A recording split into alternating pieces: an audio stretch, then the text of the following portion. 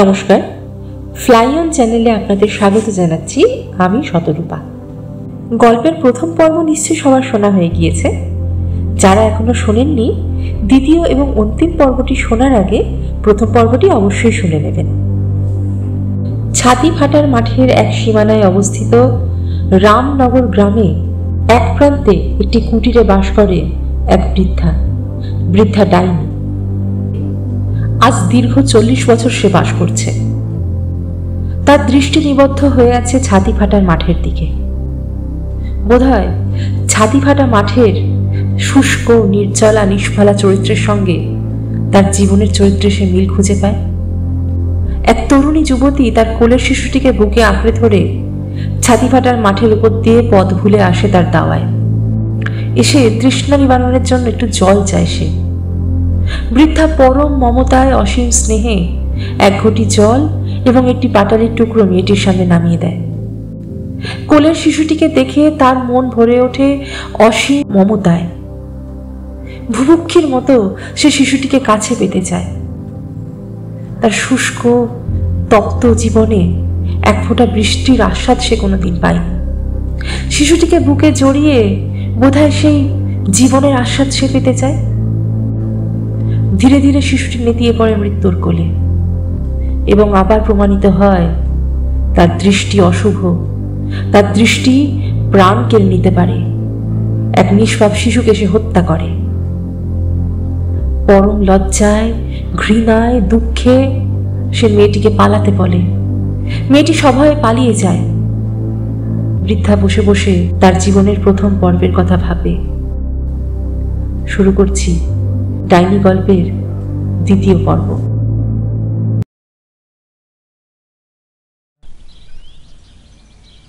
সেদিনের কথা স্পষ্ট মনে আছে। তখন সে তো অনেকটা ডাগর হয়েছে। তাহারই বয়সী, তাদেরই স্বজাতিয়া সাবিত্রীর আগের দিন রাত্রে খোকা হয়েছে। সকালেই সে দেখতে গিয়েছিল। সাবিত্রী তখন ছেলেটিকে নিয়ে বাইরে রোদে বসে গায়ে রোদ পোয়াচ্ছিল। ছেলেটা শুয়েছিল কাঁথার উপর। কালো চকচকে কি সুন্দর বাচ্চাটা। ঠিক এমনি ভাবেই, ঠিক আজকের মতোই সেদিনও তার মনে হয়েছিল ছেলেটিকে নিয়ে নিজের বুকে চেপে নরম ময়দার তালের মতো ঠেসে ঠোঁট দিয়ে চুমোয় চুমোয় চুষে তাকে খেয়ে ফেলে। তখন সে বুঝতে পারত না।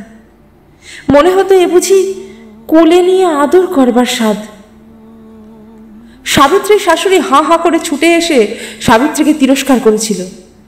বলি, ওলো আক্কেল খাকি হরামজাদি, খুব যে ভাবি সাবির সঙ্গে মস্করা জুড়েছিস। আমার বাছার যদি কিছু হয় তবে তোকে বুঝবো আমি। হ্যাঁ। তারপর বাইরের দিকে আঙুল বাড়িয়ে তাকে বলেছিল, বেরো বলছি, বেরো, হারামজাদির চোখ দেখো দেখি। সাবিত্রী ছেলেটিকে তাড়াতাড়ি বুকে ঢেকে দুর্বল শরীরে থরথর করে কাঁপতে কাঁপতে ঘরের মধ্যে পালিয়ে গিয়েছিল। মর্মান্তিক দুঃখে আহত হয়ে সে চলে এসেছিল। বারবার সে মনে মনে বলেছিল, ছি ছি, তাই নাকি সে পারে? হলেই বা সে ডাইনি, কিন্তু তাই বলে কি সাবিত্রীর ছেলে অনিষ্ট করতে পারে? ছি ছি। ভগবানকে ডেকে সে বলেছিল, তুমি এর বিচার করবে। 100 বছরের পরমায়ু দিও তুমি সাবিত্রীর খোকাকে। দয়া করে প্রমাণ করে দিও সাবিত্রীর খোকাকে আমি কত ভালোবাসি। কিন্তু বিকেল হতে না হতে তার বিষময় দৃষ্টিক্ষুধার কলঙ্ক অতি নিষ্ঠুরভাবে সত্য বলে প্রমাণ হয়ে গিয়েছিল। সাবিত্রীর ছেলেটি নাকি ধনুকের মতো বেঁকে গিয়েছে, আর এমন ভাবে কাতরাচ্ছে ঠিক যেন কেউ তার রক্ত চুষে নিয়েছে। লজ্জায় সে পালিয়ে গিয়ে গ্রামের শ্মশানের জঙ্গলের মধ্যে সন্তর্পণে আত্মগোপন করে বসেছিল। বারবার বারবার মুখের থুথু মাটিতে ফেলে দেখতে চেয়েছিল কোথায় রক্ত। গলায় আঙুল দিয়ে বমি করেও দেখতে চেয়েছিল, বুঝতে চেয়েছিল। প্রথমে বার দুয়েক বুঝতে পারেনি, কিন্তু তারপরই কুটি কুটি রক্তের ছিটে শেষকালে একেবারে খানিকটা তাজা রক্ত উঠে এসেছিল। সেদিন সে নিঃসন্দেহে বুঝতে পেরেছিল নিজের অপার নিষ্ঠুর শক্তির কথা।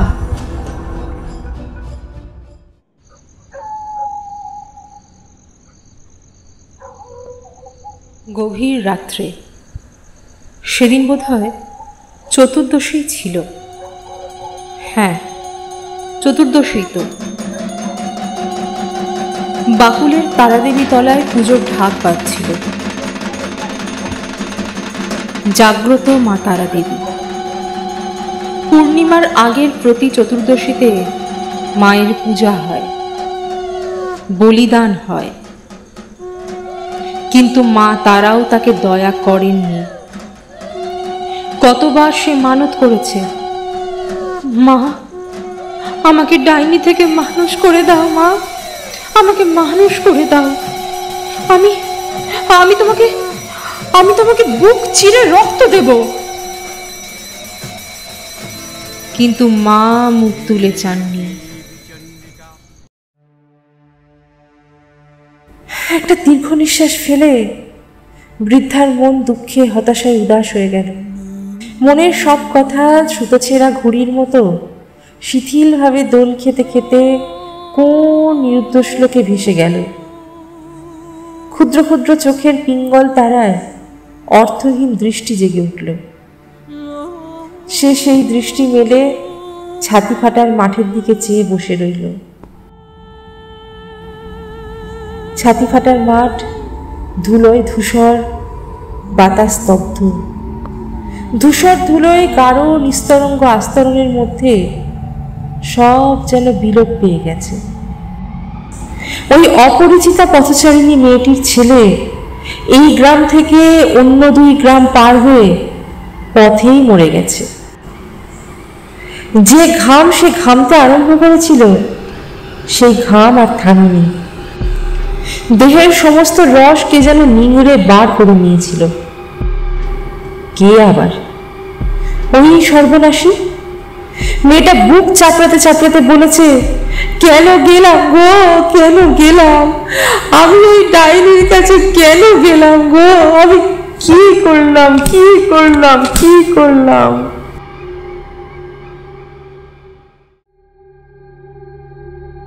লোকে শিউরে উঠে তার মৃত্যু কামনা করল। একবার জন কয়েক জোয়ান ছেলে তাকে শাস্তি দেওয়ার জন্য ঝর্ণাটার কাছে এসে জুটল। বৃদ্ধা ডাইনি ক্রোধে সাপিনীর মতো ফুঁসে উঠল। সে কি করবে? সেই মেয়ে আসলো কেন? তার চোখের সামনে এমন সরল লাবণ্য কোমল দেহ ধরল কেন? অকস্মাৎ প্রচণ্ড ক্রোধে সে একসময় চিলের মতো চিৎকার করে উঠল তীব্র তীক্ষ্ণ স্বরে। সেই চিৎকার শুনে তারা পালিয়ে গেল। কিন্তু সে এখনো ক্রুদ্ধা অজগরীর মতো ফুঁসছে। তার অন্তরের বিষ সে যেন উদ্গার করছে, আবার নিজেই গিলছে। কখনো তার হিহি করে হাসতে ইচ্ছে করছে, কখনো বা ক্রুদ্ধ চিৎকারে ওই ছাতি ফাটার মাঠটা কাঁপিয়ে তুলতে ইচ্ছে করছে। কখনো ইচ্ছে হচ্ছে বুক চাপড়ে মাথার চুল ছিঁড়ে পৃথিবী ফাটিয়ে হা হা করে সে কাঁদে। ক্ষুধাবোধ আজ তার বিলুপ্ত হয়ে গেছে। রান্না বান্নারও আজ দরকার নেই। সে আজ একটা গোটা শিশুদেহের রস অদৃশ্য শোষণে পান করেছে যে।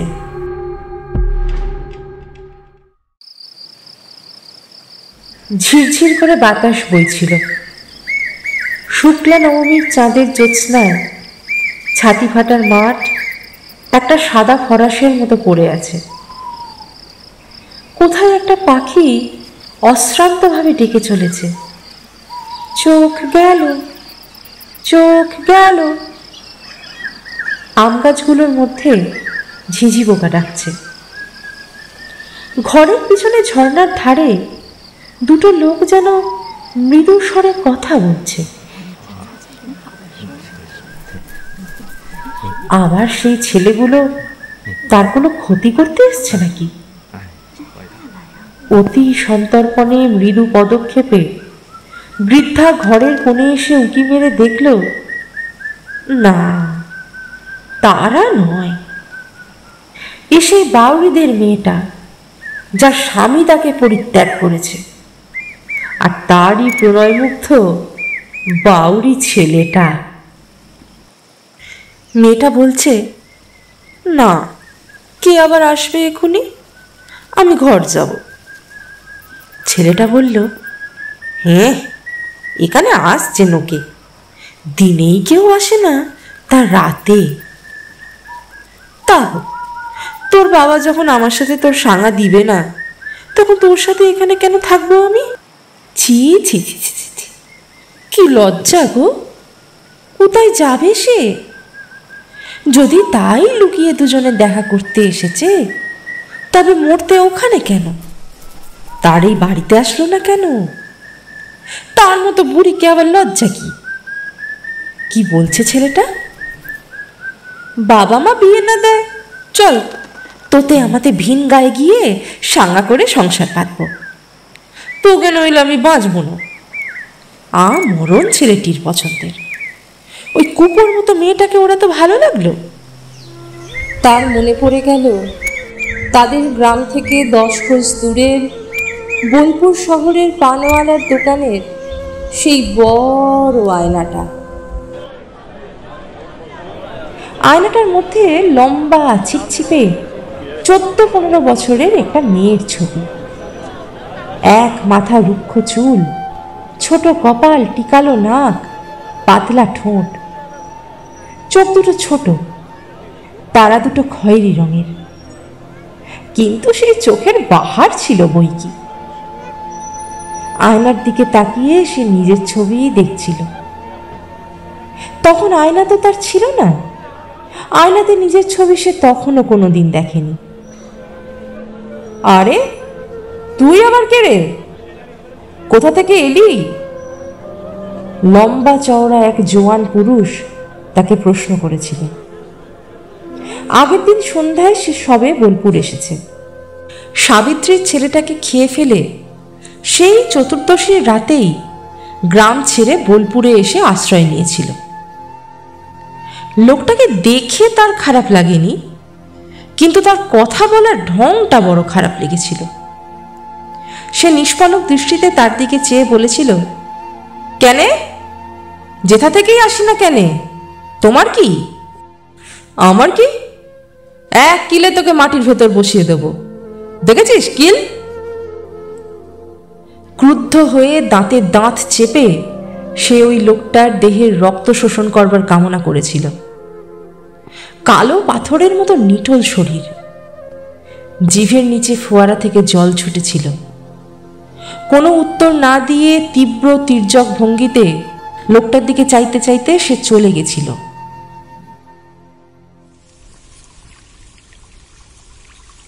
বোলপুরের একেবারে শেষে রেললাইনের ধারে বড় পুকুরটার বাঁধা ঘাটে বসে আঁচল থেকে মুড়ি খেতে খেতে সে চাঁদের দিকে চেয়ে বসেছিল।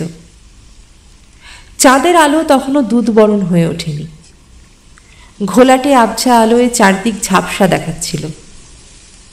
হঠাৎ করে কে যেন এসে তার সামনে দাঁড়াতেই সে চমকে উঠেছিল।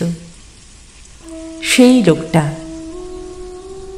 সে হিহি করে হেসে বলেছিল, আজও বেশ মনে আছে। হাসির সাথে সাথে তার দুটো গালে দুটো টোল পড়েছিল। হাসলে তার গালে টোল পড়ত। সে বলেছিল, কথার জবাব না দিয়ে পালিয়ে এলি যে? এই দেখো, তুমি যাও বলছি, নইলে আমি চেঁচাবো। চেঁচাবি? দেখছিস পুকুরের পাঁক, টুঁটি টিপে তোকে পুঁতে দেবো ওই পাঁকে। তার ভয় হয়েছিল। সে ফ্যাল করে তার মুখের দিকে চেয়ে বসেছিল। লোকটা হঠাৎ মাটির ওপর ভীষণ জোরে পা ঠুকে চিৎকার করে একটা ধমক দিয়ে উঠেছিল। ধ্যাৎ! সে আঁতকে উঠেছিল।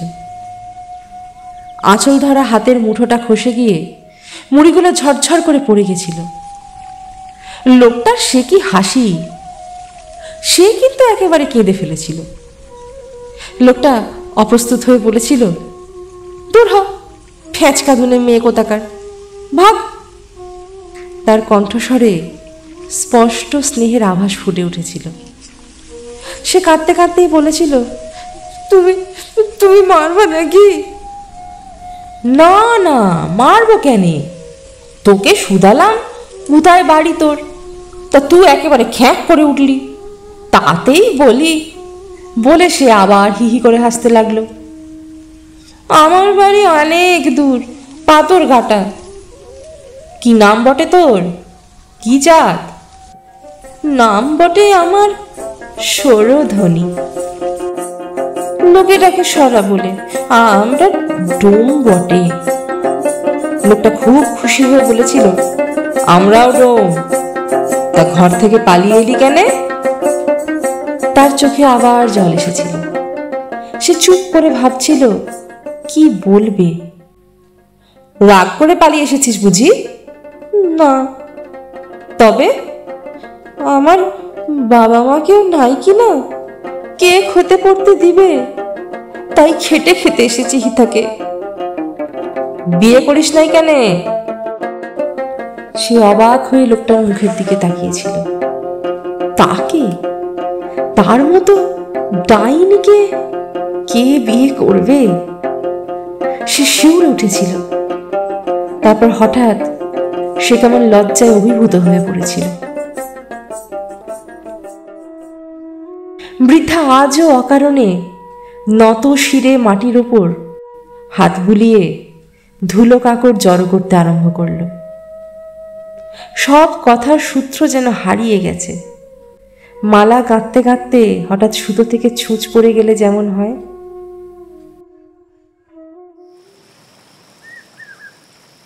আহ, কি মশা! মৌমাছির চাক ভাঙলে যেমন মাছিগুলো মানুষকে ছেঁকে ধরে, তেমন করেই সর্বাঙ্গে ছেঁকে ধরেছে। কই, মেয়েটা আর ছেলেটার কথাবার্তা তো আর শোনা যায় না। চলে গিয়েছে? সন্তর্পণে ঘরের দেওয়াল ধরে ধরে বৃদ্ধা এসে দাওয়ার উপর বসল। কাল ওরা নিশ্চয়ই আসবে আবার। তার ঘরের পাশাপাশি জায়গার মতো নিরিবিলি জায়গা আর কোথায়? এই চাকলায় কেউ আসতে সাহস করবে না। তাহলে ওরা ঠিক আসবে। ভালোবাসায় আবার ভয় আছে নাকি? হঠাৎ তার মনটা কেমন কিলবিল করে উঠল। আচ্ছা, ওই ছোড়াটাকে সে খাবে? শক্ত সমর্থ জোয়ান শরীর। সঙ্গে সঙ্গে শিউরে উঠে বারবার সে ঘাড় নেড়ে অস্বীকার করে উঠল, না না। কয়েক মুহূর্ত পরেই সে আপন মনে দুলতে আরম্ভ করল। তারপর উঠে উঠোনে ক্রমাগত ঘুরে বেড়াতে শুরু করল, ঠিক যেন বাট বইছে। আজ যে সে একটা শিশুকে খেয়ে ফেলেছে, আজ তো ঘুমাবার উপায় তার নেই। ইচ্ছা হয় এই ছাতি ফাটার মাঠটা পার করে অনেক দূর চলে যায়। লোকে বলে সে গাছ চালাতে জানে। জানলে কিন্তু ভালোই হতো। গাছের উপর বসে আকাশ মেঘ চিরে হু হু করে যেখানে ইচ্ছে চলে যেত। কিন্তু ওই মেয়েটা আর ছেলেটার কথাগুলো তো শোনা হতো না। ওরা ঠিক কাল আবার আসবে।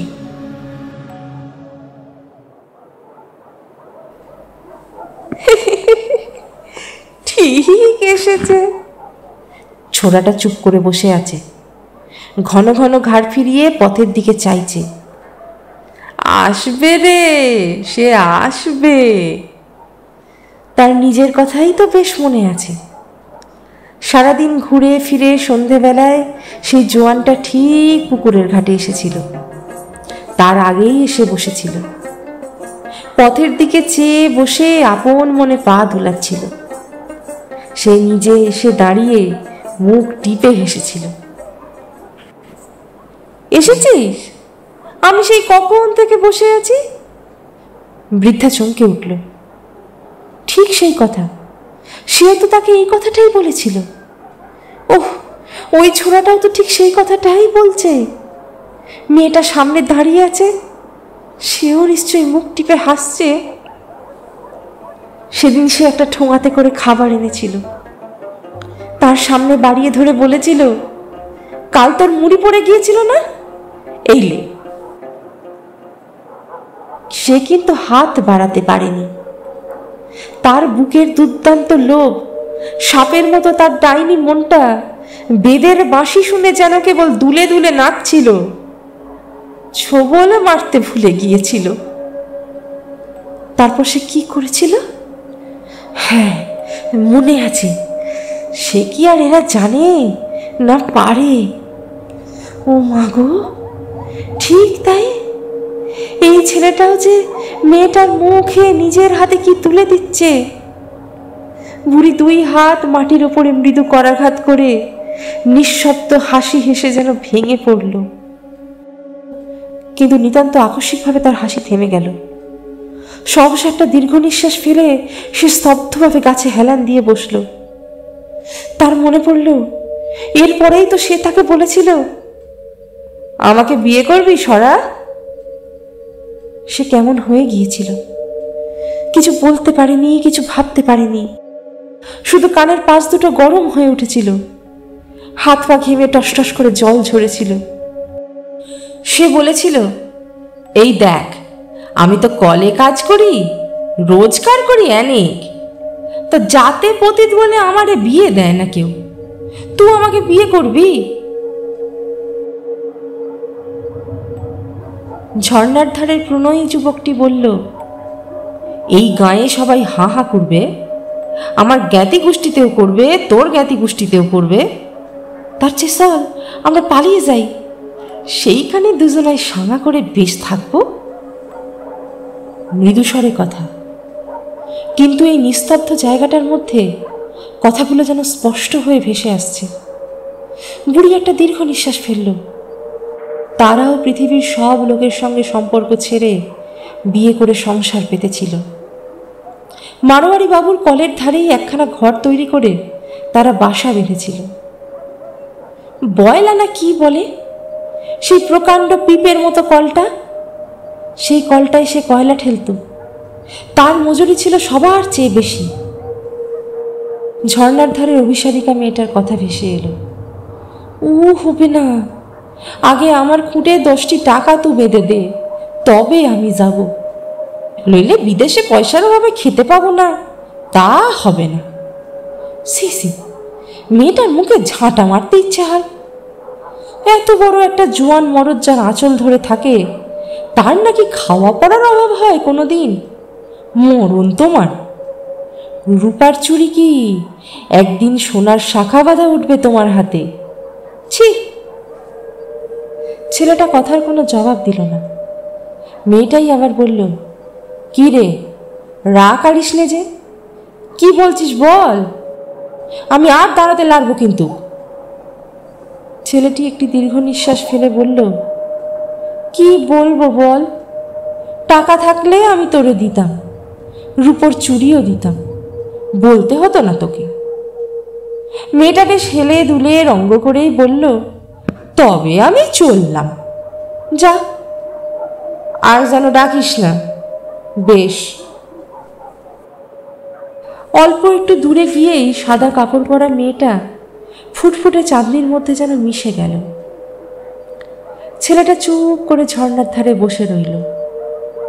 আহা, ছেলেটার যেমন কপাল, শেষ পর্যন্ত ছেলেটা যে কি করবে কে জানে। হয়তো বৈরাগী হয়েই চলে যাবে, নয়তো গলায় দড়ি দিয়ে বসবে। বৃদ্ধা শিউরে উঠল। এর চেয়ে তার রূপোর চুরি কয়েক আশা দিলে হয় না? আর টাকা, 10 টাকা সে দিতে পারবে না, মোটে তো তার 1 কোটি টাকা আছে, তার মধ্যে থেকে 2টা টাকা, না হয় 5টা সে দিতে পারে, তাতে কি হবে? মেয়েটা আর বোধহয় আপত্তি করবে না। আহ, জোয়ান বয়স, সুখের সময়, শখের সময়। আহারে, ছেলেটাকে ডেকে রূপোর চুড়ি ও টাকা সে দেবে, আর ওর সঙ্গে নাতি ঠাকুমার সম্পর্ক পাতাবে। গোটা কতক চোকা চোকা ঠাট্টা সে যা করবে।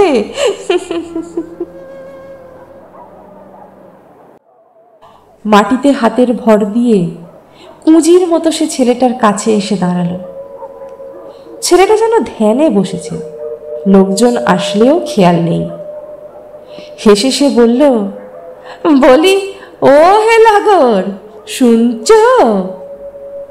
দন্তহীন মুখের অস্পষ্ট কথার সারায় ছেলেটা চমকে মুখ ফিরিয়ে আতঙ্কে চিৎকার করে উঠল। পর মুহূর্তেই লাফ দিয়ে উঠে সে প্রাণপণে ছুটতে আরম্ভ করল। মুহূর্তে বৃদ্ধারও একটা অভাবনীয় পরিবর্তন হয়ে গেল। ক্রুদ্ধা মার্জারির মতো ফুলে উঠে সে বলে উঠল, মোর মোর, তুই মোর। সঙ্গে সঙ্গে ইচ্ছা হলো ক্রুদ্ধ শোষণে ওর রক্ত, মাংস, মেদ, মজ্জা সব নিঃশেষ করে শুষে খেয়ে ফেলে। ছেলেটা একটা আর্তনাদ করে বসে পড়ল। তারপরেই আবার উঠে খোঁড়াতে খোঁড়াতে পালিয়ে গেল।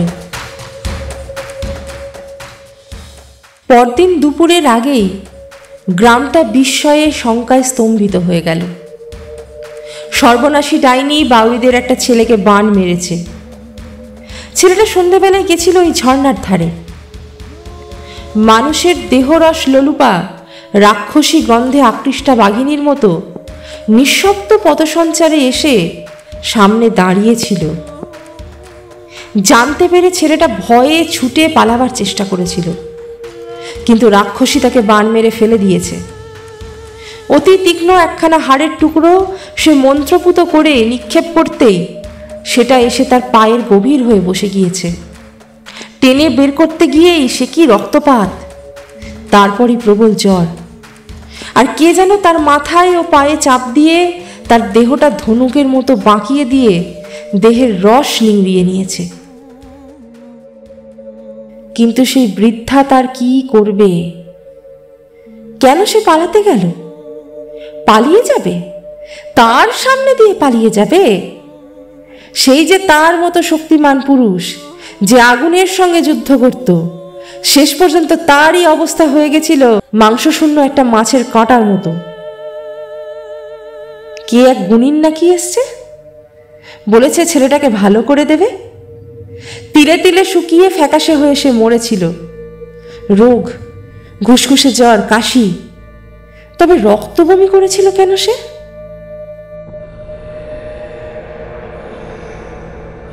স্তব্ধ দুপুরের উন্মত্ত অস্থিরতায় অধীর হয়ে বৃদ্ধা নিজের উঠানময় ঘুরে বেড়াচ্ছে। সম্মুখে ছাতি ফাটার মাঠ আগুনে পুড়ছে নিষ্পন্দ সব দেহের মতো। সমস্ত মাঠটার মধ্যে আজ আর কোথাও এতটুকু চাঞ্চল্য নেই। বাতাস পর্যন্ত স্থির হয়ে আছে। যাকে সে প্রাণের চেয়েও ভালোবাসত, কোনোদিন যার উপর এতটুকু রাগ করেনি, সেও তার দৃষ্টিতে শুকিয়ে গিয়ে নিঃশেষে দেহের রক্ত তুলে মরে গিয়েছে। তার ক্রুদ্ধ দৃষ্টির আক্রোশ নিষ্ঠুর শোষণ থেকে বাঁচাবে ওই গুণিনটা? অতি নিষ্ঠুরভাবে সে হেসে উঠল। উফ, কি ভীষণ হাঁপ ধরছে তার, দম যেন বন্ধ হয়ে গেল। কি যন্ত্রণা! উফ, যন্ত্রণায় বুক ফাটিয়ে কাঁদতে হচ্ছে। ওই গুণিনটা বোধহয় তাকে মন্ত্র দিয়ে জর্জর করবার চেষ্টা করছে। কর, তোর যথাসাধ্য তুই কর, এখান থেকে কিন্তু পালাতে হবে। তার মৃত্যুর পর বোলপুরের লোকেরা যখন তার গোপন কথাটা জানতে পেরেছিল, তখন কি দুর্দশাটাই না তার করেছিল। সে নিজেই কথাটা বলে ফেলেছিল। কলের সেই হাড়িদের শঙ্করের সঙ্গে তার ভাব ছিল। তার কাছেই সে একদিন মনের আক্ষেপে কথাটা প্রকাশ করে ফেলেছিল। তারপর থেকে সে গ্রামের বাইরে একধারের লোকের সঙ্গে সম্বন্ধ না রেখে বাস করছে। কত জায়গায় তো সে ফিরল, আবার যে কোথায় যেতে হবে। ও কি, হঠাৎ উত্তপ্ত দ্বিপ্রহরের তন্দ্রাতুর নিস্তব্ধতা ভেঙে একটা উচ্চ কান্নার রোল চারিদিকে ছড়িয়ে পড়ল। বৃদ্ধা স্তব্ধ হয়ে শুনে পাগলের মতো ঘরে ঢুকে খিল এঁটে দরজা বন্ধ করে দিল। সন্ধ্যার মুখে সে ওই ছাতি ফাটার মাঠের মধ্যে নেমে পড়ল। পালাবে, সে পালাবে। একটা অস্বাভাবিক গাঢ় অন্ধকার ঘনিয়ে আসছে। সবকিছু নিথর, স্তব্ধ। তারই মধ্যে পায়ে পায়ে ধুলো উড়িয়ে বৃদ্ধা ডাইনি পালিয়ে যাচ্ছে। কিছুটা দূর এসে সে বসল, চলবার শক্তি যেন আর খুঁজে পায় না। হঠাৎ আজ বহুকাল পরে তার নিজেরই শোষণে মৃত স্বামীর জন্য বুক ফাটিয়ে সে কেঁদে উঠল। উফ, তার নরুন দিয়ে চেরা ছুরির মতো চোখের সামনে আকাশের বায়ুকোণটা তার চোখের তারার মতোই খয়েরি রঙের হয়ে উঠেছে। কিছুক্ষণের মধ্যেই সমস্ত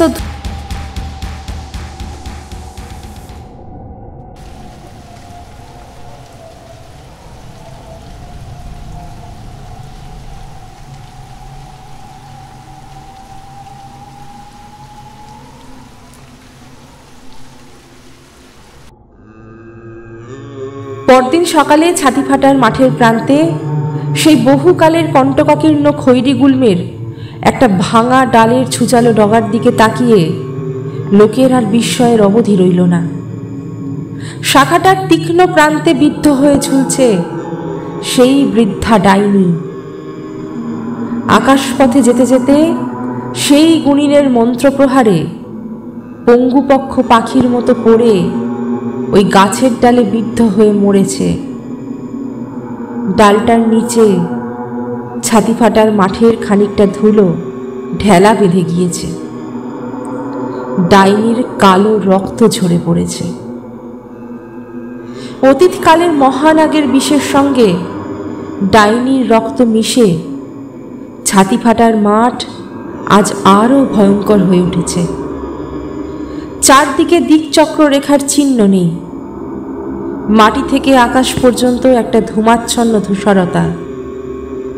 সেই ধূসর শূন্যলোকে কয়েকটা কালো সঞ্চারমান বিন্দু ক্রমশ আকারে বড় হয়ে নেমে আসছে।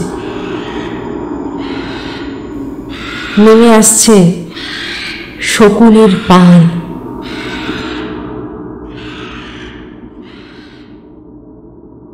আমাদের গল্প আজ এখানেই শেষ হলো। শুনছিলেন তারাশঙ্কর বন্দ্যোপাধ্যায়ের অমর রচনা ডাইনি। আজকে গল্প পাঠে ছিলাম আপনাদের সঙ্গে আমি শতরূপা। প্রচ্ছদ করেছেন সাগ্নিক। আবহ এবং শব্দবিন্যাস শতরূপা। প্রযোজনা ফ্লাই অন গল্পের নতুন ঠিকানা ইউটিউব চ্যানেল। যারা আমাদের গল্প আজ প্রথমবার শুনছেন অথবা যেসব পুরনো বন্ধুরা এখনও সাবস্ক্রাইব করেননি তাদের কাছে অনুরোধ করব আপনারা আমাদের চ্যানেলটি সাবস্ক্রাইব করুন, লাইক করুন এবং অবশ্যই শেয়ার করুন। সাবস্ক্রাইব করে পাশের বেল আইকনটি টিপে দেবেন, তাহলে আমাদের সমস্ত নতুন গল্পের নোটিফিকেশন আপনাদের কাছে খুব সহজেই পৌঁছে যাবে। কমেন্ট করে অবশ্যই তাহলে জানাবেন কেমন লাগলো আমাদের গল্প। আজ তাহলে এই পর্যন্তই থাক। পরের সপ্তাহে দেখা হবে আবার একটা নতুন গল্পের সাথে। সঙ্গে থাকুন, শুনতে থাকুন।